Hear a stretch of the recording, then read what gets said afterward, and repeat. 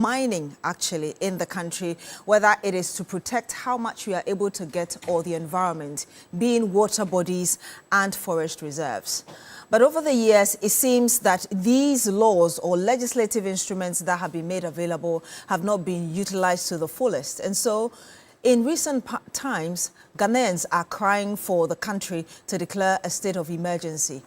The President of the Republic, John Mahama, doesn't think that at this stage we need a state of emergency, and his government has decided rather to declare national security zones on areas that are prone to illegal mining. What does that even mean? What is the difference between a state of emergency and a declaration of national security zones for areas that are being mined?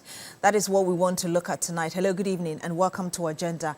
My name is Beatrice Adu, and tonight we want to look really at whether or not our problem is the law or a lack of action that has led us to where we are, even as the government prepares to meet some civil society organizations this Friday to talk about the way forward in dealing with the Galamsey menace. We're privileged to have on the panel with us Mr. Chachu Chikata. He's a renowned academic and lawyer. Good evening to you, sir. Thank you so much for joining us once again on Agenda. Good evening. And I also do have on my left side Mr. Beatrice Adu, who is a renowned lawyer as well, former Attorney General and former High Commissioner to Canada. Good evening to you, sir. Thank you as well for joining us. Good evening, and thanks for having me. Of course, we do have on our extreme left as well, Mr. Francis Poku. He's a former National Security Minister. Sir, it's great to have you once again on Agenda. Thank you. Good evening. Let me remind you that this is not the first time we're talking about illegal mining. Exactly a year ago, on the 30th of September, I sat in this seat as the new phase of Agenda began, and we talked about illegal mining and other issues. I want you to watch this, and we'll come back to continue with our conversation. Good evening, and welcome to Agenda. My name is Beatrice Adu. So the chief knew that you were buying the land for illegal mining or Galamsey? Yeah, they know. Even if we buy cocoa, some of them buy cocoa land. Yes, I have numbers I can give you to you. You can pretend it, and you say that you want to buy a land, you get it. Unless there's cooperation between the chiefs, the assembly members, the MPs, the DCE, and the political parties, they all need to come to a consensus on the matter. 2022, when I took over, it came up to 8 billion, 8.6 billion. 2023, we managed to move that to 13 billion. In 2024, as of November... Those were affected by the adjustments. No, it cannot be affected by the adjustments because that's more than 100% increment. Tariff was not increased by 100%. Mr. The tariff over the period that you are referencing. No. Tariff for the period of 2023 was increased by 100%. Is that what you're saying? No. It wasn't. Let's not indulge in some intellectual dishonesty, because if we want to tell the people the truth, can be verified. I mean, yes, so verify it, unless the tariff was adjusted. Nobody's saying the tariff was not adjusted, but it wasn't adjusted by 100%. No. So if a company is able, look, let's give due when people have done well, and if we do not want to agree to people doing well, we don't agree to it. ADG is not telling us the truth. I don't know what Eduji has said. ADG is saying that they are going to make sure that we review the systems to make sure petroleum products are cheap for Ghanaians. Well, it is... And he's the acting CEO of... It's not a problem. It's not a problem. It's a very fine lawyer, fine policy. But we noticed that was not sustainable because then debt was piling, the BDCs were bleeding, etc. But since Kwame Nkrumah time, up to John Mahama, that was the only time we had to bite the bullet and to tell Ghanaians that the reality on the ground is that you must buy the product at economic pricing. There's been some major reduction in that expenditure. I also know that government has continued to seek foreign direct investment into the infrastructure development that they need to put in place and want to put in place to grow GDP. So we are seeing that going on.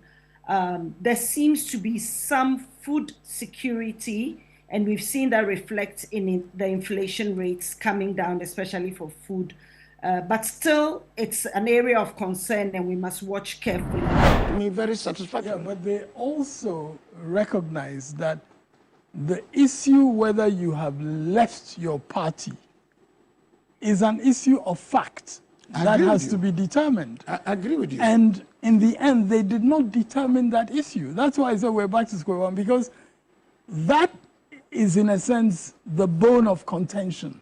Because that's why Afenyo Makin was disputing losing his position as majority leader. Because in his estimation, the vacation of seats has not happened. So he was going to the court for the court to determine that they have not vacated their seats. So that was just a wrap. You call it a tip of the iceberg as regards how far we've come since the 30th of September 2024. I did tell you that I do have on the panel with me renowned lawyer and academic as well, Mr. Chachi Chikata. On my right side, I do have on my left side, former Attorney General, also Ghana's High Commissioner to Canada, and the extreme left, Mr. Francis Poku, who is a former National Security Minister. Once again, we're grateful that you've joined us. Remember that we're streaming live on 3FM and 92.7. Send us your comments and we'll read them back to you. I want to start with you, Mr. Chikata. I just talked about the fact that we started this whole thing with illegal mining. And it's been 1 year down the line. We are still grappling with this issue, now even debating as to whether or not we should declare a state of emergency. Why are we where we are? Well, it's a shame indeed that we are where we are, but I think there's some hard facts that we've got to face. One is that clearly there are vested interests that are protecting the whole situation that we find ourselves in. There are vested interests which are trying to prevent any serious combating of what we publicly are recognizing is an untenable situation. I mean, you ask yourself, if we all proclaim that this is something terrible, why is it that there's still some people who are able to get away with, mining in forest areas, illegal, mining in various parts of the country? I mean, clearly, some of these people have felt protected politically, for instance. And again, I think we need to call a spade a spade. I mean, in the last 8 years, you look at the number of licenses that were granted for mining, including mining in these forest areas and so on. And it doesn't make sense. I mean, if you were saying a year ago, you were raising issues, alarms about this, why was it possible, even just before the handover to a new government that had been elected, in the December election, why was it possible for so many new licenses to be granted? Why? You ask yourself. You talk about in the last 8 years, but you do understand that even before the last 8 years, Galamsey was so rampant. I understand that. All I'm pointing out is that we are talking about continued Galamsey activities, even in the face of us all agreeing as a country that this is doing a lot of damage. Yes, it's been there, but the scale of it in the last year has been extraordinary. I mean, your colleagues, investigative journalists, have been, exposing some of these things. Everybody is talking about it. That's what I'm talking about. I'm not saying that it's a new problem. I'm saying that the scale of the problem has been extraordinary, and it would not have reached these levels if it did not have the backing of powerful vested interests. And I want to get your preliminary thought as well, Mr. Ayuko, because Mr. Chikata really is talking about how the situation worsened, for instance, in the last 8 years. And you bear witness to that LI 2462, which actually permitted mining in forest reserves, worsening the country's case. Well, I wouldn't say worsening. This thing has been going on for some time. And we are all aware of the menace before I left this country in 2017 to take up my post, I knew that we were fighting with Galamsey. And in 2017, when we took over, there was this attempt at getting people to shift to do something, some other things like going into palm plantation and the rest. You know, the water bodies had already, you know, gone bad. And it was the talk of, it was a talk on the lips of everybody. We were all talking about Galamsey.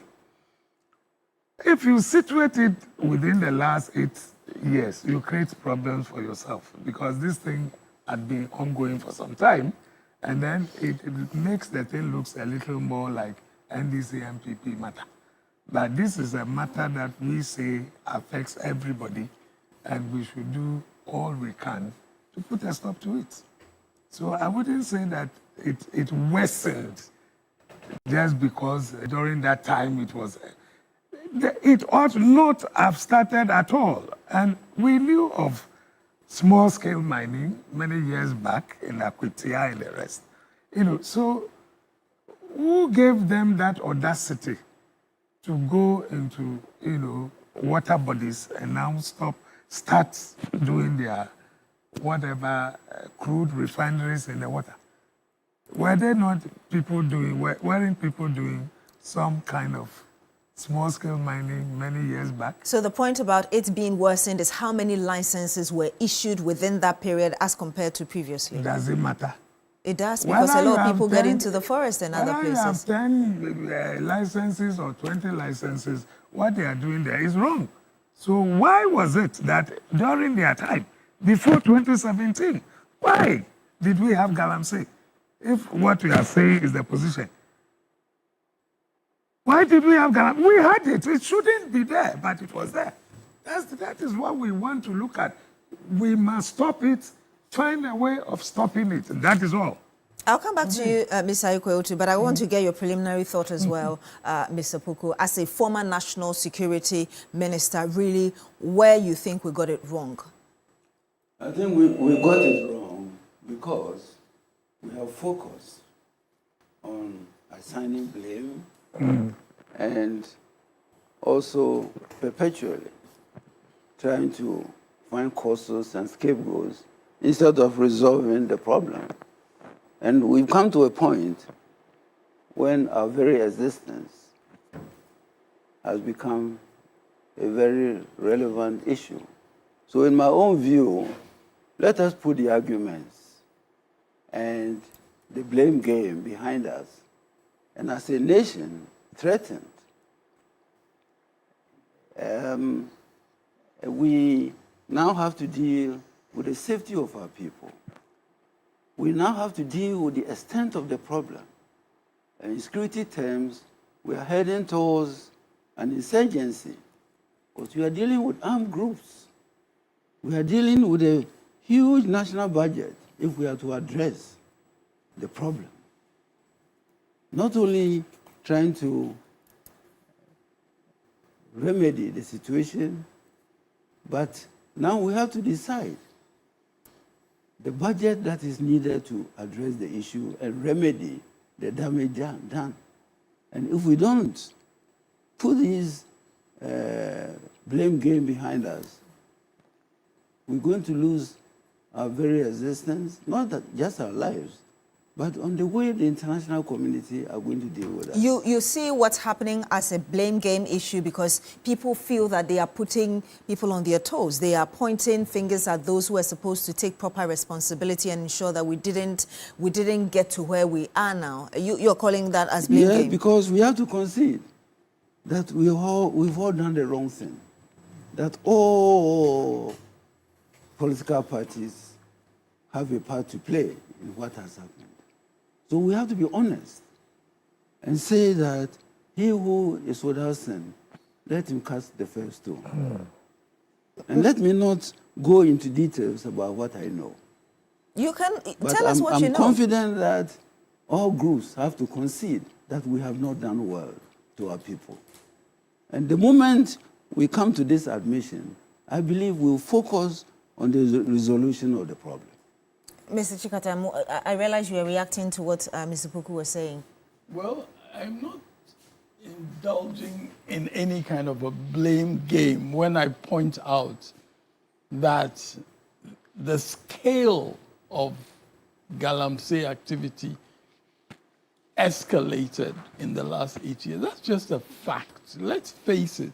The scale of pollution of water bodies, the scale of destruction of forests, the scale of cocoa found being turned over to illegal mining activity escalated. People in the cocoa sector, reference this as part of the reason why Ghana's cocoa production dropped dramatically in the last couple of years. These are facts. So this is let me be clear that I've not even begun to blame anybody yet. Of course, if there's blame to be, allotted to people, it has to be allotted. But I hadn't begun yet. All I had started talking about was the escalation.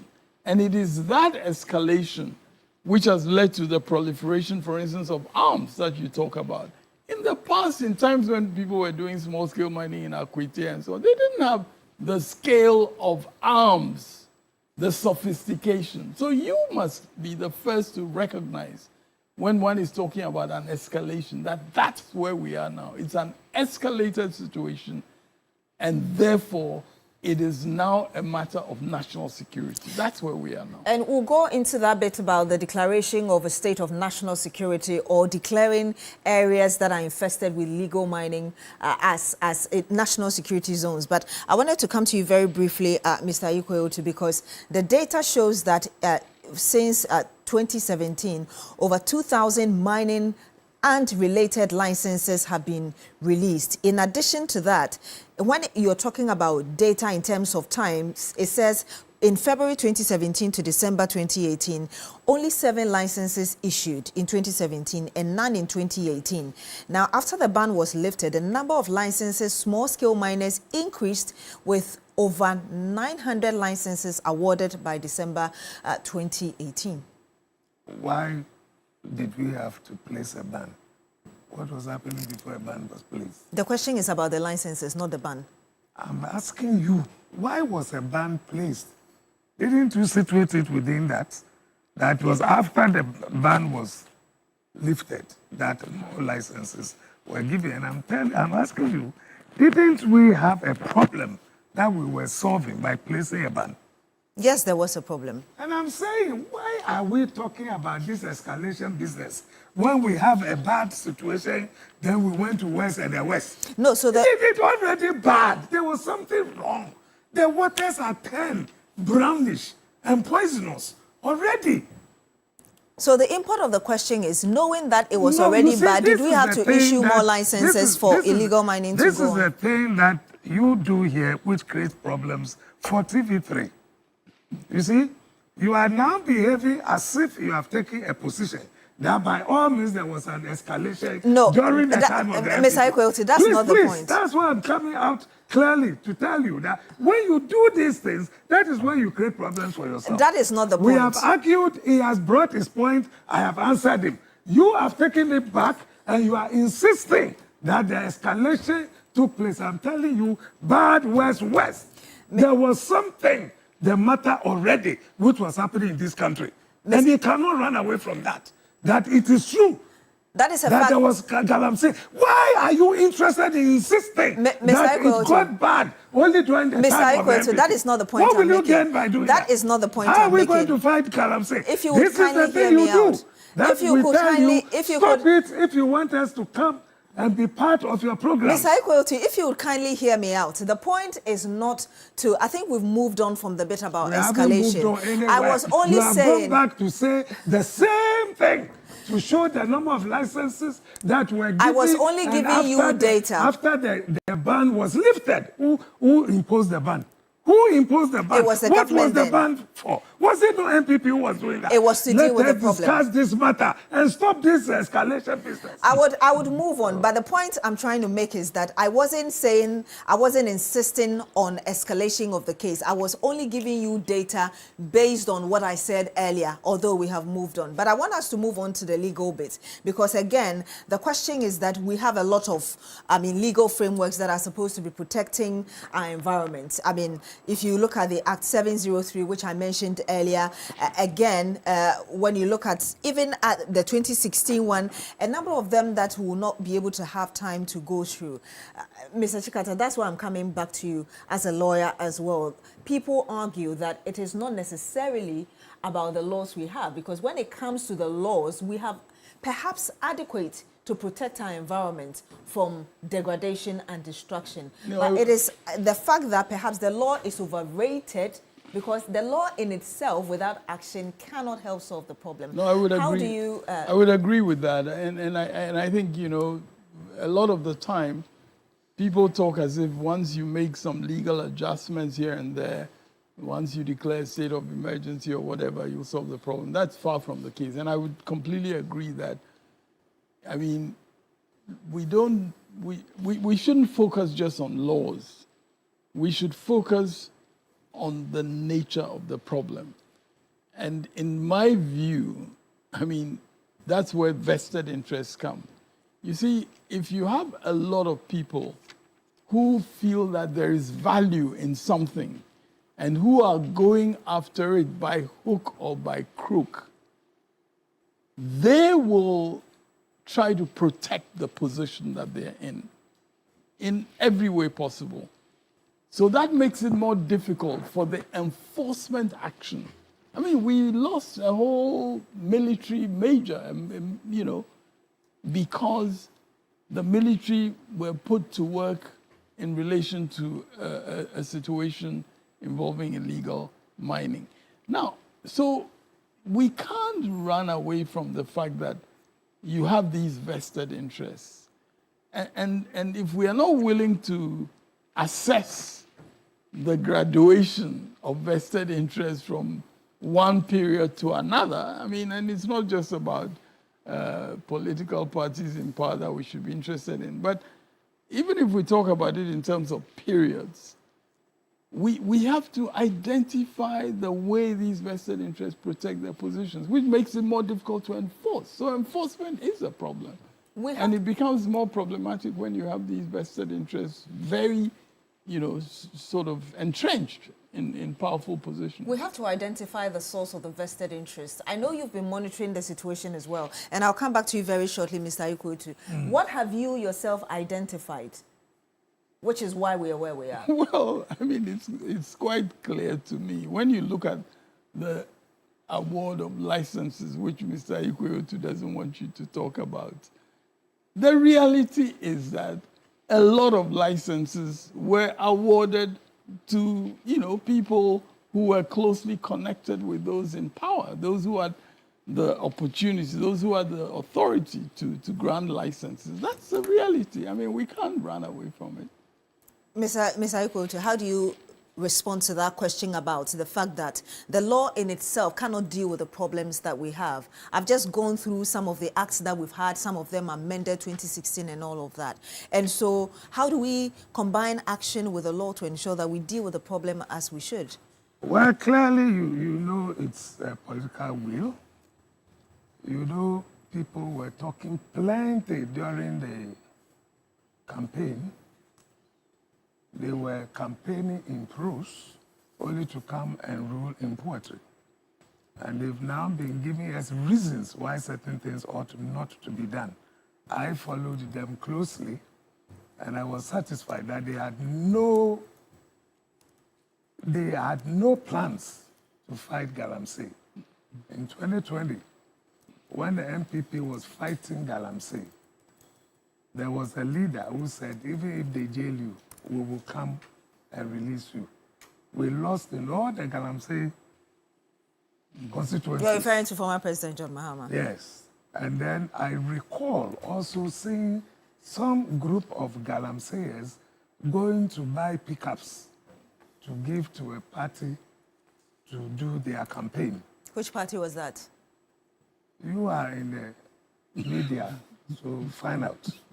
So what I'm saying is that in this time round two, I followed carefully.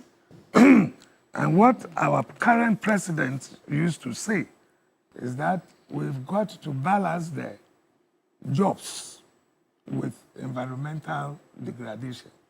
The people are there who are looking for their daily bread. We cannot just stop them. So I knew that nothing was going to happen when they take over.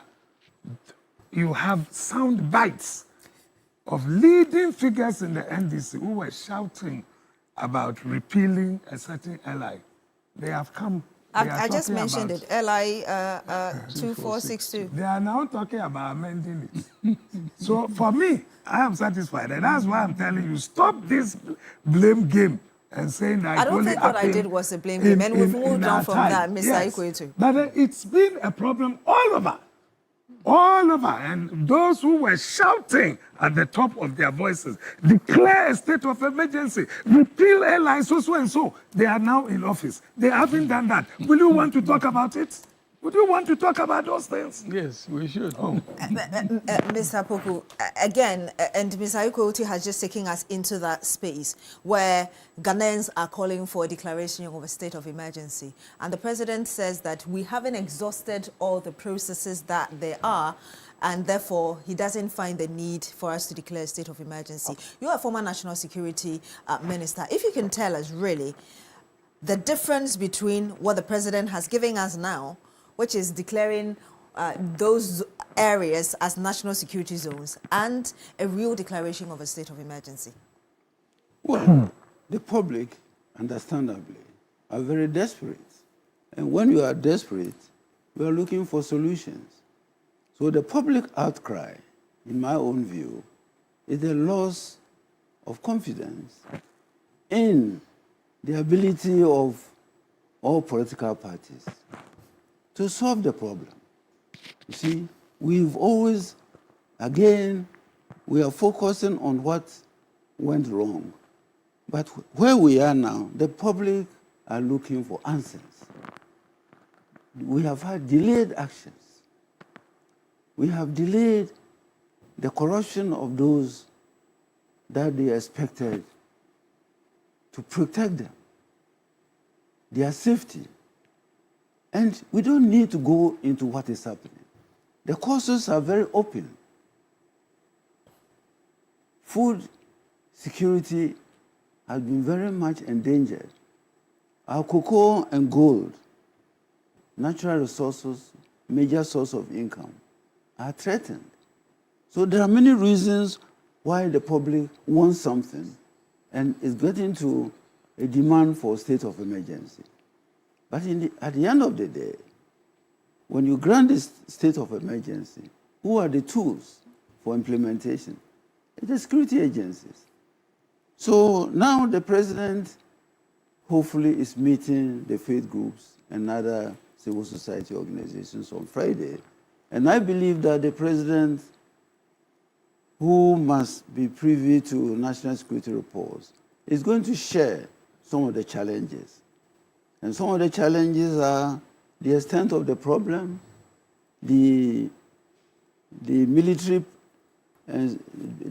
preparedness to tackle the issue, the extent of the nation that might be the target of any such declaration.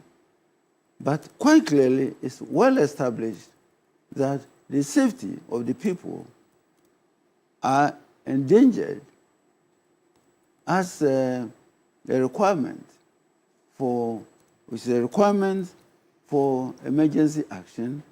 But I think the public outcry may be a response that is coming from desperation. And I believe that when the president is able to communicate the fact to civil society groups, they might be able to reconsider. So because he may be in position to information that is not available to the public. So let me get your thought. Based on your submission, are you saying that it is the right time for the president to declare state of emergency instead of the national security zones he's categorized those areas? Well, the devil is in the implementation. And the president being privy to intelligence will be able to consider the issues involved, will be able to have briefing with selected members of society, and among the problems will be given the challenges that are facing national security. Are we able to deploy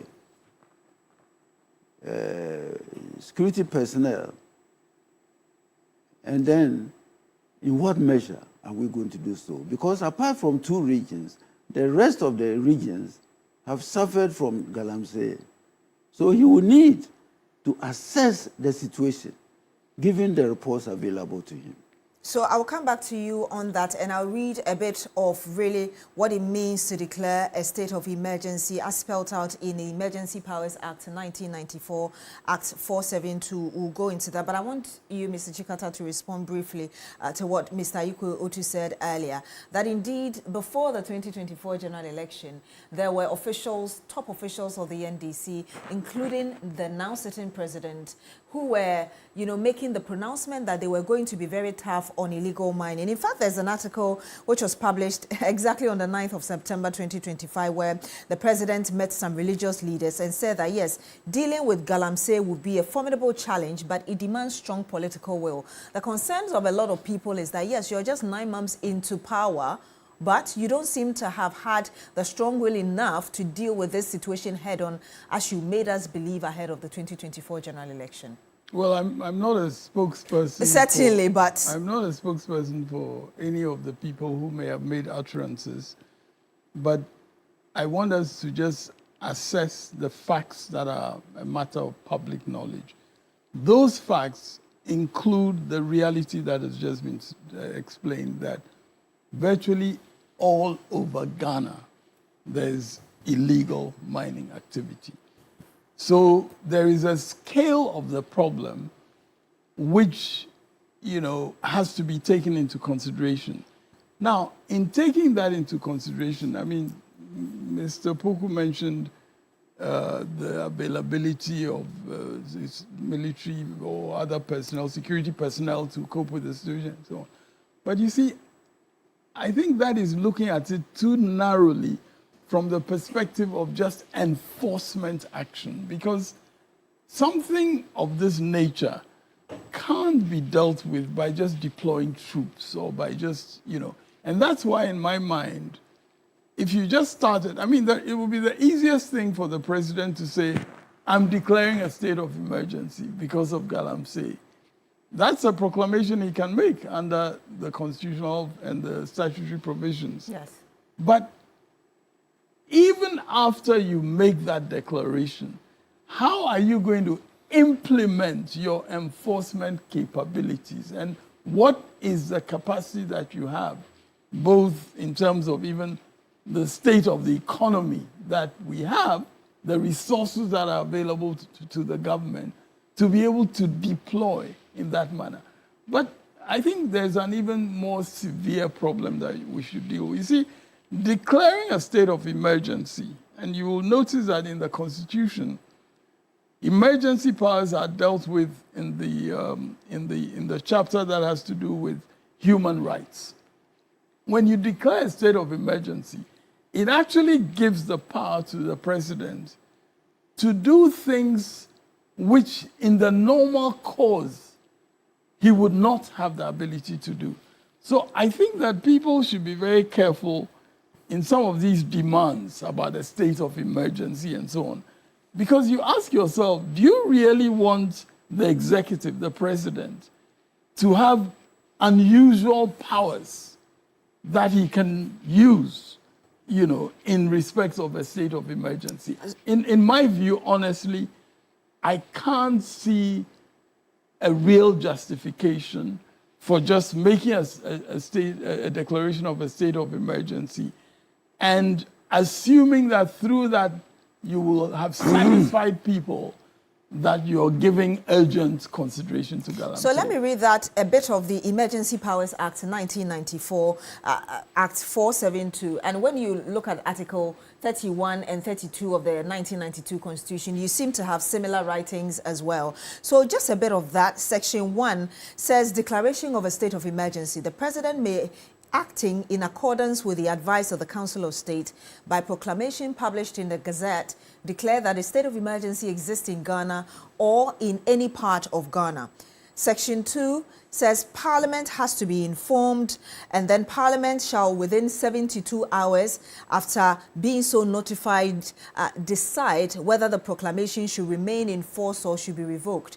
And the President shall act in accordance with the decision of Parliament. And it says, Section 3, talking about the duration of a state of emergency, says, 1. A declaration of a state of emergency shall cease to have effect at the expiration of a period of 7 days, beginning with the date of publication of the declaration, unless before the expiration of that period it is approved by resolution passed for that purpose by a majority of all the members of Parliament. And then when you look at the subject to the subsection 2 of Section 4, declaration of state emergency approved by resolution of Parliament shall continue in force until the expiration of a period of 3 months, beginning with the date of it being so approved. You talked about the consequences of declaring a state of emergency, and I just wanted to just go through that, and I'll go back to Mr. Francis Poku, because you seem to disagree with those who are asking for the declaration of a state of emergency because perhaps they may not necessarily know the effects it may have when indeed that is done. Okay, I will have to look for that, but it is also within that. It says, where a person is restricted or detained pursuant to declaration of a state of emergency, the following provision shall apply. So it restricts movement of people, deployment of security agencies, and all of that. But again, I was referring to Article 31, which really tells you that when there is a natural disaster or something that the country finds as a crisis, and it deprives people of their right to certain amenities, then there should be that declaration of a state of emergency. So you wouldn't agree with what Mr. Francis Poku said, that indeed this has become an existential threat.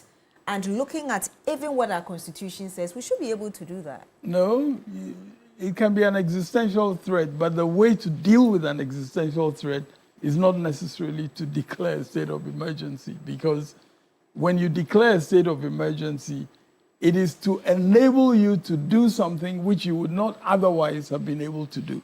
So if you can deploy, troops or whatever, or if you can engage community, if you can engage, the nation as a whole, if you can mobilize community support against Galamsey, but there have been important things done. Look, let's not behave as if nothing has been done in the effort to deal with Galamsey.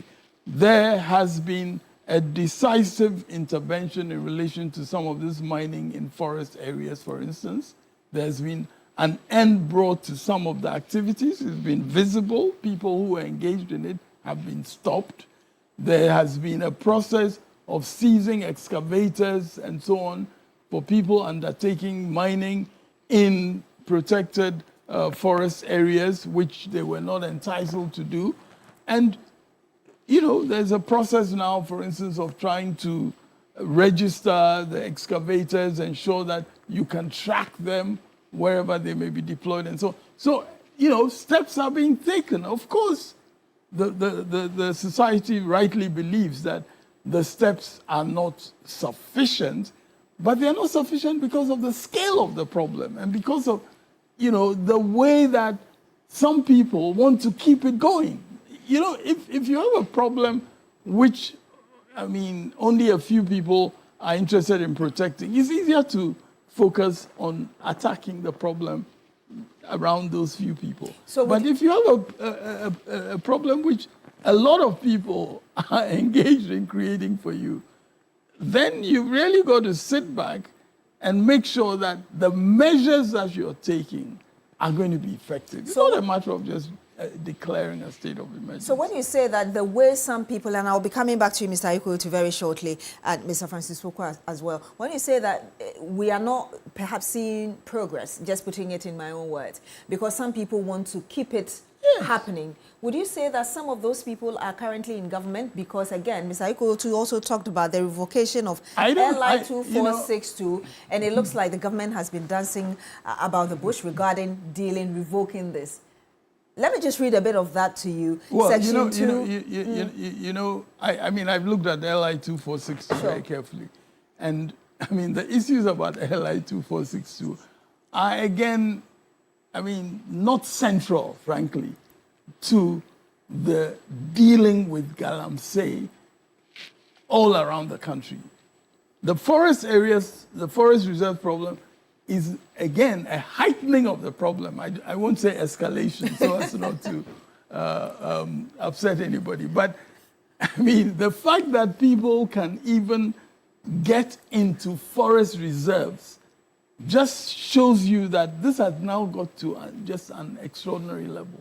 But again, we have been witness to, a forestry commission led by somebody who could, with impunity, talk about areas of the forest being, his and his generations thereafter. So, you mean Sir John, the late Sir John? Well, I mean, no names mentioned, but he who the cup fits should wear it. But look, I feel that the public is entitled to ask questions of everybody, to ask for accountability, whether it's today's president or yesterday's president.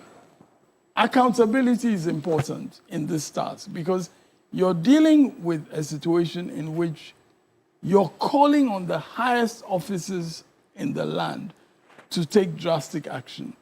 But you can't also just demand from them that they take an action which seems drastic on the surface. You declare a state of emergency is drastic. But in fact, it may be counterproductive to the solution that you need because just giving, powers to a president to be able to limit the rights of people and so on is not always the best way to go. And I have to say that I think sometimes people should be careful what they wish for. Ms. Ikotu, how do you respond briefly to what Mr. Chikata is saying? And then we'll go into the LI 2462. Well, this is what they are saying for now. And so I'm only hearing a very familiar, response. That was not what they told us before they came. And that's why I was asking you to probe them. This is not what they told us. They knew all this. They had their legal experts. They have their security advisors. They had everybody in place since they came. They have made appointments to so many offices where all these experts can be found. So at the time they were shouting that we have to create a state of emergency, declare a state of emergency, declare a state of emergency. Did they know what they were talking about? We have to repeal LI 24 whatever. Didn't they know? 2462. 2462. Didn't they know? They knew all that. Today they are in power. They have fooled the people. The people have voted for them because there are only two sins that I see in Ghana now. Either you are unable to fight galamsey or your exchange rate is running, that nobody has confidence in your city. These are the two sins. So let them walk that path. Let them continue to do what they are doing until the elections come. And the people will know that you took us for a ride. You did nothing about galamsey. Your people have gone there, they are doing it. You did not repeal the LI, and your city is running again, and now we are at 60, we are at 70, and we are maybe 80. So let them continue. Let them continue the path. I think you're living in a different country from the one that most people are living in. I'm glad you talk about today. I'm glad the city is now around 12 Ghana. Today. Okay. I never said to you. I said, let them continue the lies. You let them continue. And when the city starts getting to 70 and the galamsey becomes worse, then they will see the length their length of what they have come to do. So let them continue to do it. Mr. Aikoto, before I come to you, Mr. Francis Poku, I want to ask you this question, staying with the LI 2462. And it was the MPP government, and again, let me just make it clear, the caveat here that this is not to make it an MPP-NDC conversation, not at all, but it's based on the statement you've made, that they have failed to revoke an airline that the MPP government brought. Again, if you look at the airline, it gives permits to people who have license to drill and to do all sort of things within forest reserves. Yet, if you're looking at the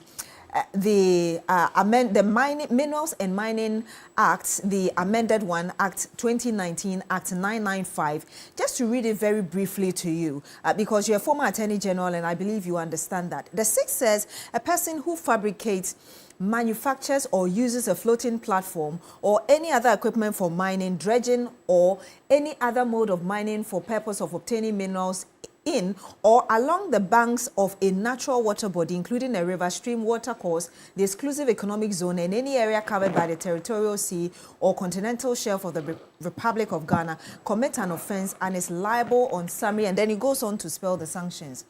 Are you able to tell us perhaps the reasoning behind the establishment or the promulgation of LI 2462 when looking at this, it's clearly against Act 703 and what I just read, 995. Well, that now the current government is being forced to revoke. I wouldn't say that any license given to somebody to go and mine is necessarily to go and engage in illegal mining.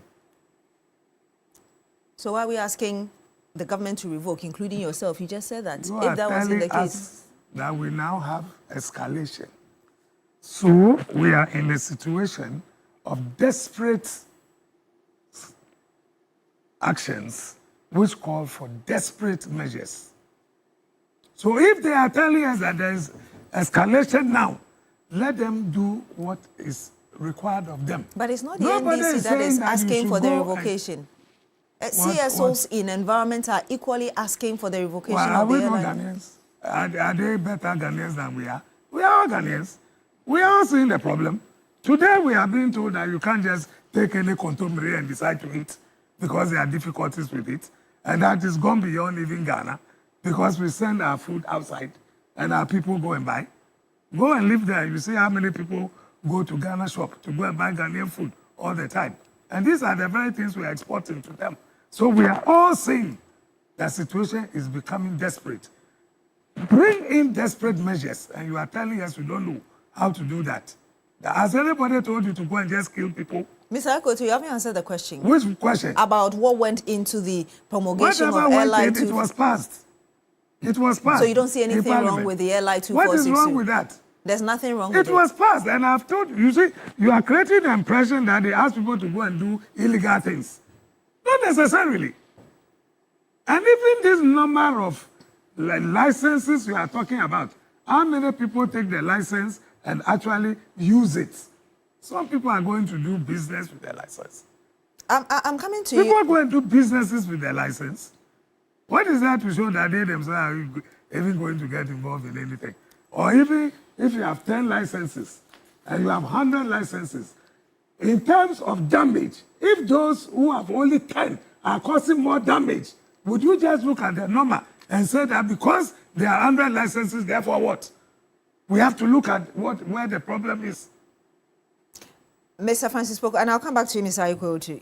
Would you admit that the national security, an office that you occupied, has failed us woefully? Because if you look at the Act, it tells you that we must have regional security councils, district security councils. All of these are supposed to be working with the national security to ensure that we deal with this problem from the very local areas. So you would admit that your office failed? Well, we are at a point when we have to start making admissions. We have failed as a nation. And I think that should be the focus. It hasn't gone well. So at this stage, let us move forward. Let us address the concerns of our people. Let us address the concerns of the international community. They are worried about our environment. They are worried about our exports. Our people, there are real cases, health cases that are very disturbing. And when we embark on this kind of debate, the public get distressed.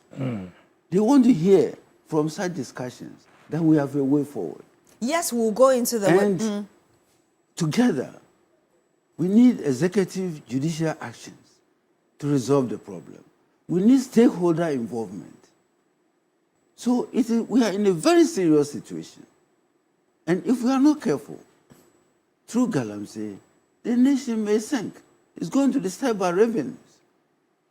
There are serious military actions that are needed. And when I took over 2001, it wasn't an issue. Why? Because the situation we inherited necessitated a bit of protection of concessions action. There were no near problems like Galamsey, near rivers, and the pollution we have seen. So we have to concede. That's as a nation, there's something gone well. And I'm looking for stakeholder engagements.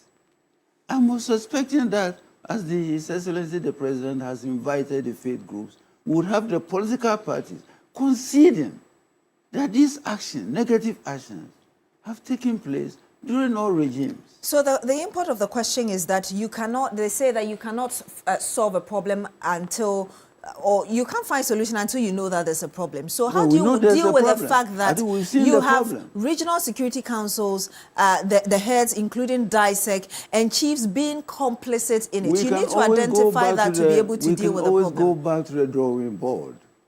You see, let us concede mistakes. We haven't done well, and all parties must concede. All parties must accept that their own people are involved in the Galamseys. So we must, and His Excellency the President is the first to acknowledge, when we look at the invitation he's extending to the groups, I'm sure he's trying to find a solution. Let us come together, you see, and identify the corruption even among our youth. There are young men now who are better off in Galamsey areas. They are getting between 40,000 and 70,000 a week. So when you refer to alternative employment, you cannot even employ them. So if government strategy even is to find alternative jobs, it cannot be done. So let me ask you this question, two questions in one. How do you, and then I'll come to the rest of the panel for our final comment. How do you expect the National Security Secretariat right now, together with other security agencies, to deal with the problem, and even the modalities that should surround this declaration of national security zones in areas that we see illegal mining take place? Well, the national security, that is the intelligence wing, will be communicating concerns on the ground. These reports may not easily be accessible to the ordinary person, but they are able to inspire executive actions. But we also have the enforcement side of national security. And national security is a stakeholder engagement. It is bringing together all parties that will be supporting various executive actions. So they will be working behind the scenes, and I'm very confident that given the expertise of those we have in the services, they will be communicating their concerns. Let me get your final thought, Mr. Chikata, on this, and I'll get that of Mr. Ayokoto as well. Well, I mean, I think it is important that the president's clarity about a political will to confront the situation has been communicated. And that's why I said earlier, people should be held accountable. So the president should be held accountable for his declaration of a commitment to confront the problem, regardless of whether somebody alleges that somebody in his party or somebody in some other party is involved. The president says he wants to confront the situation. So starting from there, we know that there is a certain leadership commitment. But leadership commitment is not only about the president. Leadership commitment is also at the level of the communities themselves. For instance, chiefs and, other sort of local leaders, have a certain stake in the situation we're dealing with. It's not for people in Accra all the time to pretend that they know everything that's happening on the ground. Even if the intelligence agencies pick up information and relay it, still, the people on the ground in the communities must also have a certain commitment to the fight. And in that regard, I completely agree with the observation made that when we are talking about alternative jobs and so on and so forth, we've got to ensure that these young people can feel attracted to the alternatives. Some of these areas were areas where cocoa used to be farmed. Indeed. But they were moved to what seemed to be a more lucrative, gold mining sort of opportunity. So the issue is, how are we going to encourage some of these young people who find an easier route, through gold and doing the illegal thing? How are we going to encourage them to do differently? Now, that encouragement cannot all come from just a central leader. And say, if you could wrap up in like 30 seconds for us. That encouragement has to come from their families and groups around them. So, I mean, it's a nationwide mobilization. Nationwide mobilization, Mr. Aikoyi, to your final thought. We give power to a party who has a leader. They told their stories about what they were coming to do. We are now in a situation which appears to be very desperate, and desperate situations demand desperate measures. That would be my conclusion on the matter. Desperate situations demand desperate measures. Thank you very much, Mr. Aikoyi, lawyer, former Attorney General, also former High Commissioner to Canada. We've also had with us Mr. Chachu Chikata, renowned lawyer and academic, and of course, Mr. Francis Poku as well, former National Security Minister. Let me just read about two of your comments. And Kwabena Ansa says, okay, so let me read that of Charles Kumsin, who says, I think Mr. Aikoyi Otu. Okay, so a lot of personal messages, but thank you so much for sending in your messages to us. My name is Beatrice Adu. Thank you so much for joining us on Agenda tonight. Join us again next week.